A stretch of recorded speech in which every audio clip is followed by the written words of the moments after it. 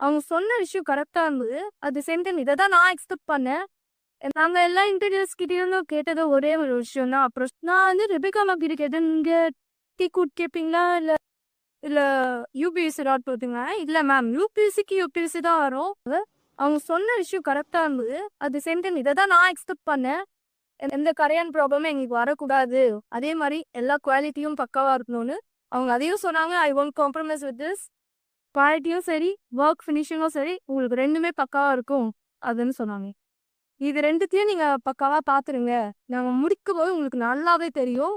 உங்க வொர்க் எப்படி இருக்கு அப்படின்னு. அதே மாரி இந்த ஆர்ஓ எல்லா இன்டீரியர்ஸும் வந்து டிசைனிங்ல மூட மாட்டாங்க.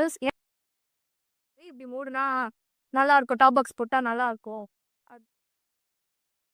நம்ம மேம் வந்து நான் இது எப்ப வீடு மாறி அப்படின்னு சொல்லி ஒவ்வொன்த்தையும் பார்த்து பார்த்து சஜஸ்ட் பண்ணி ஒவ்வொருத்தையும் எங்களுக்கு பக்காவா எல்லா ஐடியாவோட முடிச்சு கொடுத்தாங்க.